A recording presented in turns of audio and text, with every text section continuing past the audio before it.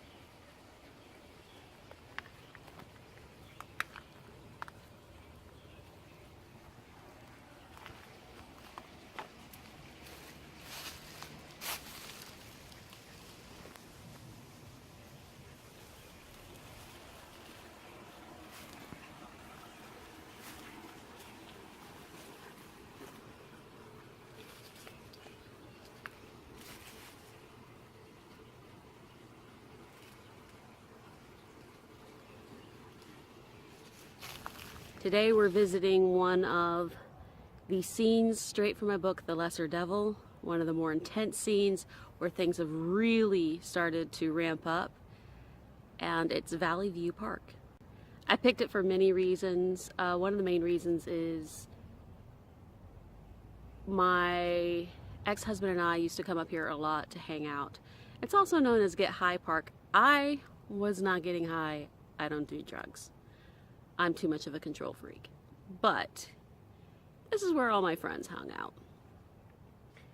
And it was always a good time. But when it gets dark, the feeling tends to change a little bit.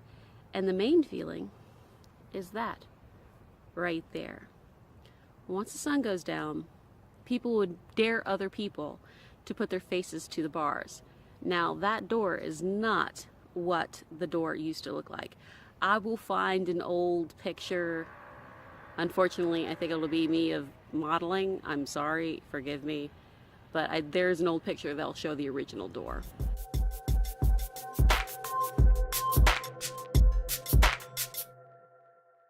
So the dare was to put your face up to the bars. And everybody got spooked out.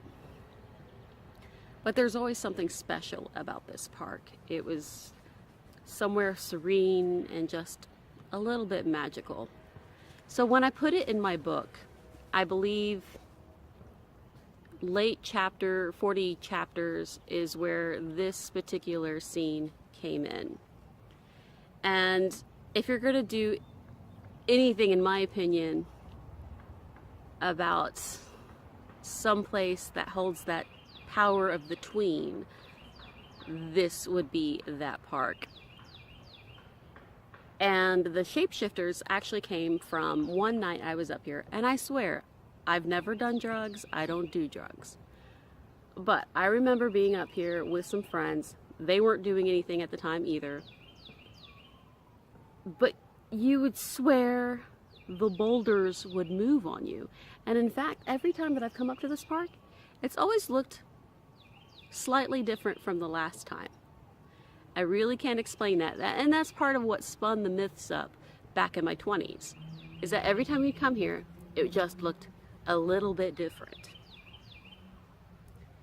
But this would be the place I would go to just kind of chill. When I was thinking about being a writer, I would go to the pavilion and pavilion? I would go to the pavilion, there we go, and work on my notes and things like that. And I believe that chapter where everything hit the fan, where the climax was really coming, giggity, when the book was really picking up, was kind of inspired by a short story I wrote many years ago in the pavilion. And it's amazing to be here 10 years later, and this place is still beautiful. It's actually a lot cleaner and better taken care of than it ever has been. I think the neighborhood kind of got together and took care of it. But it's always been a place of peace and sanctuary for me, but there was always this hidden element of danger and this tween. Look at the puppy! Look at the cute little puppy! I'm a sucker for a dog. So I'm going to show you around a little bit, and I will, well, I want to tell you more about the scenes, but I can't without giving away the story. But okay, we'll just go into this. The main character, Lydia, she has to go down to the depths of wherever under Birmingham. And it kind of leads her to this tween place where she meets a very interesting person and also meets some very interesting creatures. And the fun doesn't stop there, because when she finally gets out of there, she meets even something more dangerous.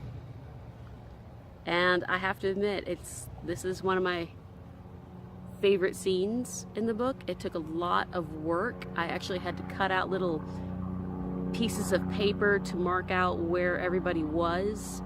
Like, you know, one person got thrown into a car. You know, but I admit, I kind of remembered the park a little bit differently. So it's not quite right in the book, but I think I got the feeling down. It's still beautiful, and I'm glad it's here. And it's just this beautiful little weird tween park hidden in Birmingham. And honestly, it's very fucking hard to find if you don't know where you're looking. Usually, you end up there.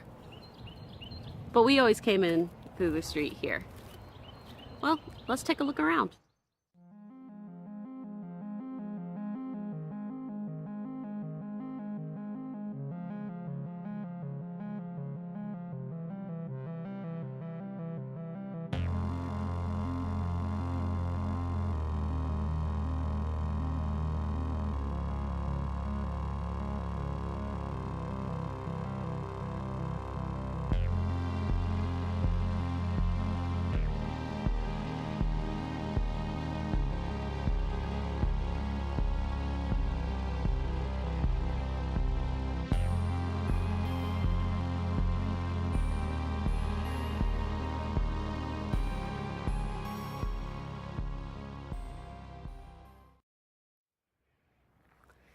And it was very hard describing this place.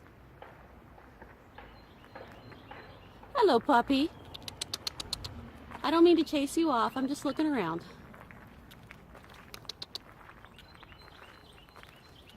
So, that would be a smart city dog. Not going up to strangers. But throughout the park, you have things like this. Little caves, little tween places, which really fueled the fire for my stories. And this is from on top of the gate.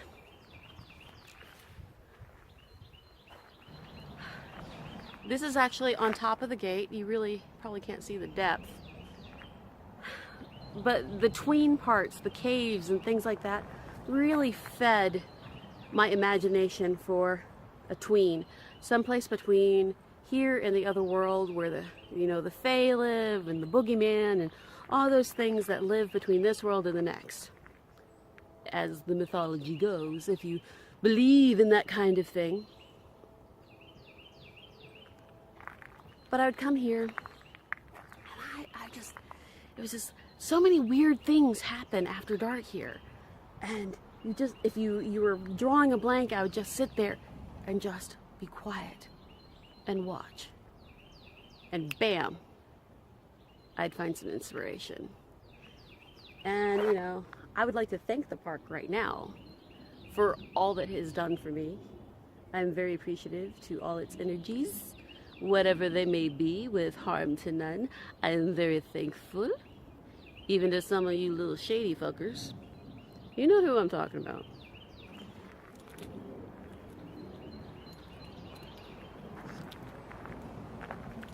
God, this is a blast from the past. Ooh, those big stairs. Ooh, they've actually blocked this off. Interesting. Now, these are some pretty steep stairs, as you can tell. And it looks like they've actually blocked them off. To be honest, they were never really that safe, because you really have to keep up with them, because they were just rotting under your feet. Here's the next set of stairs. And see? And this is why they call it Valley View Park.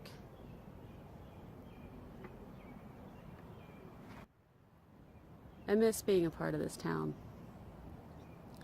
Huntsville is definitely not the same. I know I've had hard times, and I've had great times, and I've done a lot of questionable things with a lot of questionable people at questionable times. But I'm truly thankful, because I believe it makes me a more interesting person.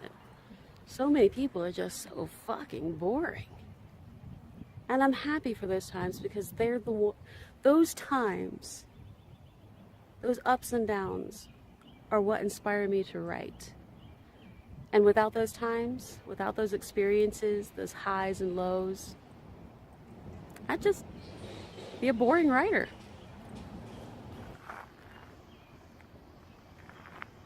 You can just imagine Lydia coming out and all that shit going down here, can't you?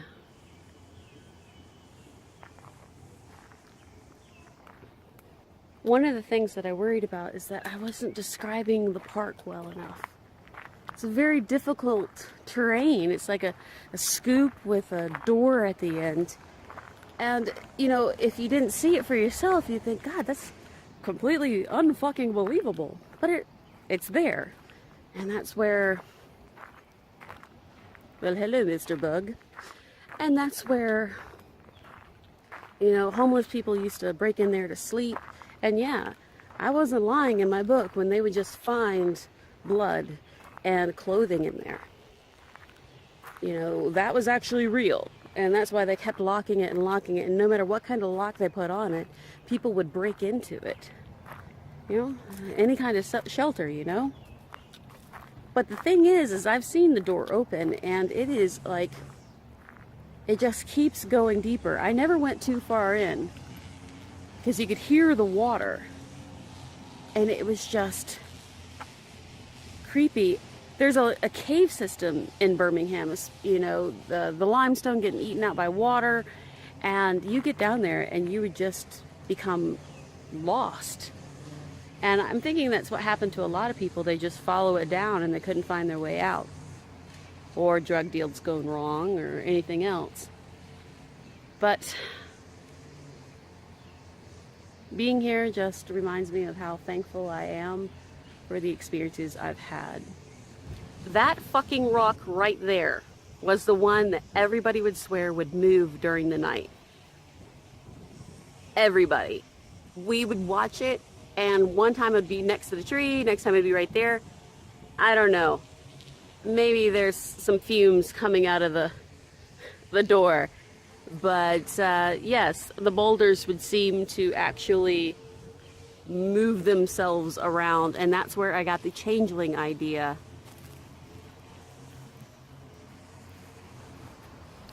Thank you for joining me today. If you have any questions or comments, have you been here before? You know what to do. Don't forget to hit subscribe and that stupid little bell that supposedly does something. I make videos every other Monday. Until next time, may the night protect you as you protect the night. You know, if you're curious, you should check out my book, The Lesser Devil. It's on Kindle for $2.99, and it's available for print, too, on Amazon. Soon, hopefully soon, the audiobook will be out. August, September? Maybe?